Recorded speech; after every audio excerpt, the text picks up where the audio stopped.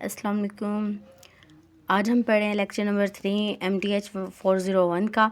सबसे पहले हमारा है सेपरेबल इक्वेशंस। ठीक है, सेपरेबल इक्वेशंस क्या हैं?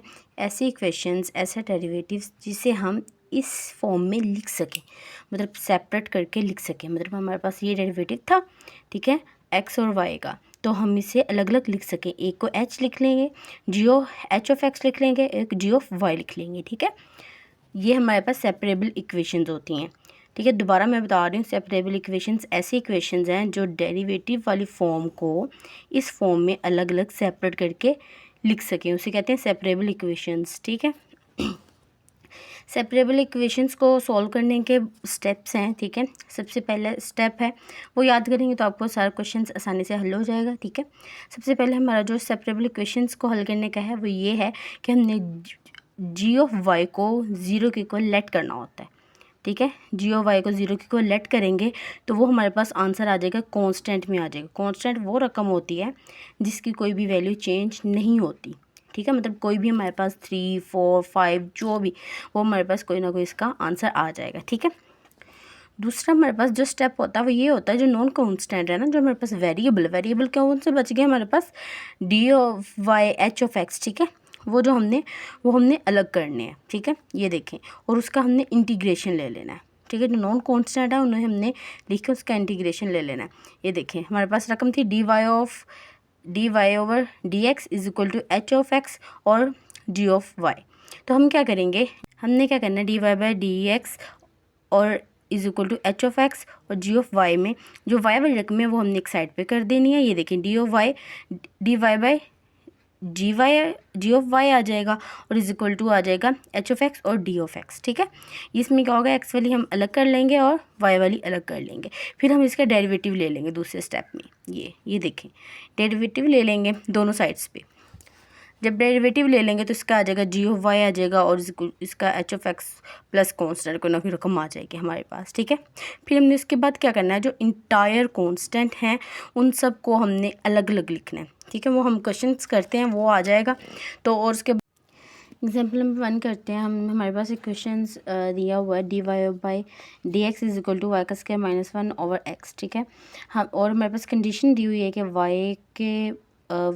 Y into 1 is equal to 2 के इक्वल होगा। ठीक है, तो हमारे पास जो पहला स्टेप होता है वो यही होता है, G of Y is equal to 0 के इक्वल पुट करना है। तो इसमें जी ऑफ वाई क्या है, वाई के माइनस में ये पूरी रकम जी ऑफ वाई आ जाएगी। ठीक है, जी ऑफ वाई के इक्वल लेट कर लिया तो ये 0 के इक्वल आ गया, तो अंडर ये इधर जाके माइनस तक प्लस हो गया, तो दोनों के अंदर अंडर रूट लेंगे तो वाई की वैल्यू हमारे पास आ गई जमा प्लस माइनस 1। ठीक है, दूसरा स्टेप क्या था, हमारा ये था कि वाई की रकम को अलग करके इनके D of Y over G of Y put करना और एक्स वाले को साइड पे करके दोनों का इंटेग्रल ले लेना था। ठीक है, इसमें इंटेग्रल लेने के लिए अगर आप देखें, इसमें हम ये आप पूछेंगे 1/2 कहाँ से आया है। ठीक है, ये ना जब आप लोग लेते हैं इसका डेरिवेटिव लेंगे ना, इसका वाई का स्क्वायर का अगर हम डेरिवेटिव मिसाल के तौर पर लेते हैं 2 - 1, तो इसका हम डेरिवेटिव लेते हैं तो हमारे पास आ जाता है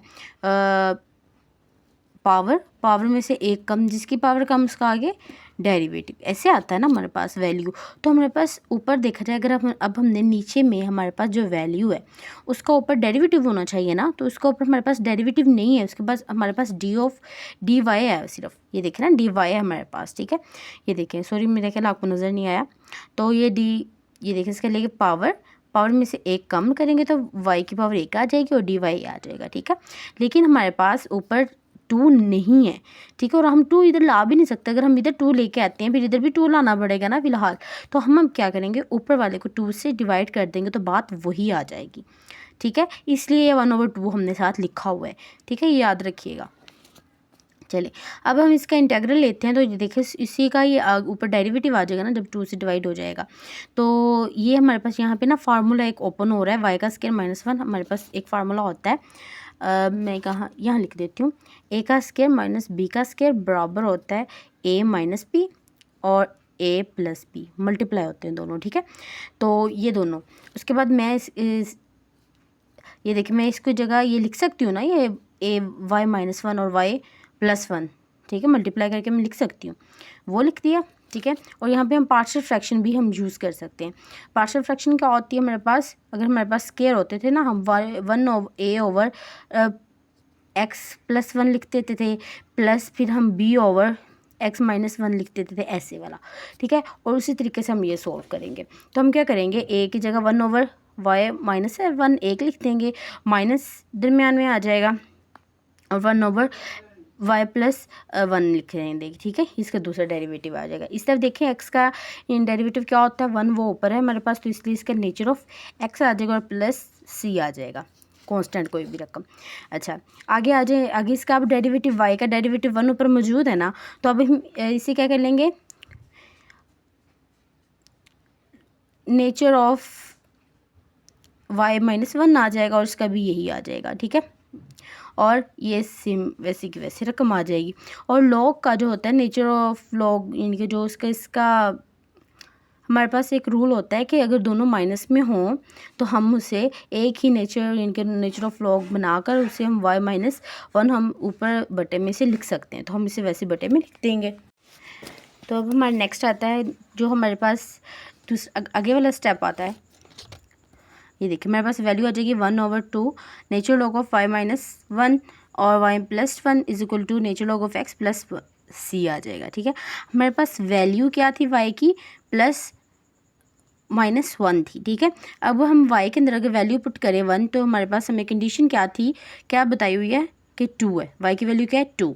और यहाँ पे हमने यानी कि तीसरी में हमने ये फोर्थ स्टेप में हमने कांस्टेंट की वैल्यू मालूम करनी थी, और हमने यहाँ पे c की वैल्यू मालूम करनी है। c की वैल्यू हम तब भी मालूम कर सकते हैं जब हम x की और y की वैल्यू पुट करेंगे, इनके अंदर y की वैल्यू और x की वैल्यू पुट करेंगे, तो हमारे पास y की वैल्यू तो दी हुई है, ठीक है, और x की वैल्यू क्या है हमारे पास 1, ठीक है, y(x) है ना ऐसे, तो वो क्या है हमारे पास 1 है, ठीक है। तो अगर हम पुट कर देते जहाँ जहाँ y वहाँ हम 2 पुट कर देते, ये देखें यहाँ पे y था, यहाँ पे 2 पुट कर लिया है, यहाँ पे y था, हमने यहाँ पे 2 पुट कर लिया, ठीक है। 2-1 आ जाएगा, 2+1 वैसे, और x की जगह हम 1 लिख देंगे, तो हमारे पास आ जाएगा 1/2 नेचर लॉग ऑफ 1/3। ये देखिए 2 में से एक 1 गया, 1/2+1 3 इज इक्वल टू, और ये नेचर लॉग ऑफ 1 0 ही होता था, 0 आ जाता है, और ये कांस्टेंट का कांस्टेंट। ये हमारे पास जो वैल्यू आ गई है वो c की वैल्यू आ गई, ठीक है। हमारे पास y की वैल्यू भी मौजूद है, x की भी मौजूद है, अब हमने कांस्टेंट की भी वैल्यू निकाल ली है, ठीक है। अब हमने c की वैल्यू को हमने इस वाली जो ऊपर हमारे पास इक्वेशन थी उसमें हमने पुट कर देना है। तो ये देखें 1/2 nature log of y-1 is equal over y+1 is equal to nature log of x+c की जगह हमारे पास क्या वैल्यू है 1/2 नेचर लॉग ऑफ 1/3, ठीक है। हमने वैल्यू पुट कर दी। तो अब देखें, अब ये 1/2 इस तरफ एक्स्ट्रा और इस तरफ भी है, तो हम क्या करेंगे, बोथ साइड पे हम 2 को मल्टीप्लाई कर देंगे, ठीक है, बोथ साइड मल्टीप्लाई 2, तो क्या आ जाएगा, इसका 2 का कैंसिल आउट हो जाएगा, इसका भी 2 कैंसिल आउट हो जाएगा ना। तो ये देखिए ये तो वैसे के वैसे माइनस इज इक्वल टू, और इसके साथ 2 लग जाएगा, मल्टीप्लाई हो जाएगा, प्लस और नेचर लॉग ऑफ 1/3 आ जाएगा, ठीक है। उसके बाद ये देखिए हमारे पास आ गया, ये वैसे की वैसे रकम आ गई। और इस तरफ देखिए नेचर लॉग ऑफ का ये असूल होता है कि जो रकम, ये देखिए जो पहले होती है ना वो उसकी पावर होती है।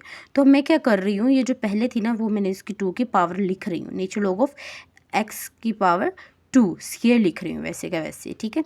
उसके बाद नीचे हमारे पास एक और नेचर लॉग ऑफ x का एक रूल होता है। रूल के मुताबिक क्या होता है कि हम नेचर लॉग एक ही लिखकर जो इसकी रकमें होती हैं वो आपस में मल्टीप्लाई हो जाती हैं, ठीक है। यहाँ पे अगर माइनस हो तो क्या होती हैं, डिवाइड हो जाती है, हम बटे में लिखते हैं, और अगर प्लस हो रही हो तो दोनों रकमें आपस में मल्टीप्लाई हो रही होती है, ये देखिए मल्टीप्लाई हो जाएंगी। तो इस तरफ भी नेचर लॉग है, इस तरफ भी नेचर, दोनों के नेचर लॉग हमारे पास कैंसिल आउट हो जाएंगे। तो हमारे पास आ जाएगा, इधर रह जाएगा y-1 over y+1 is equal to, इधर ऊपर रह जाएगा 1 x की 2 को 1 के साथ मल्टीप्लाई करेंगे तो x की 2 ही रह जाएगा ओवर 3। ये अब क्रॉस मल्टीप्लिकेशन हो जाएगी, तो ये इसके साथ मल्टीपल होके आ जाएगा 3y-3, ठीक है। और इस तरफ आ जाएगा मेरे पास y x का स्क्वायर प्लस x की 2 1 जा x³ आ जाएगा, ठीक है। फिर देखें अब हम क्या कर रहे हैं, y वाली जो रकम है वो हम एक साइड पे कर रहे हैं। तो ये देखें ये इधर माइनस हो रही और ये इधर प्लस हो रही है, तो इधर आके क्या हो जाएगा हमारे पास माइनस हो जाएगी, इज इक्वल टू ये इधर वैसे के वैसे और इधर माइनस हो रही है, इधर आके ये प्लस हो जाएगा।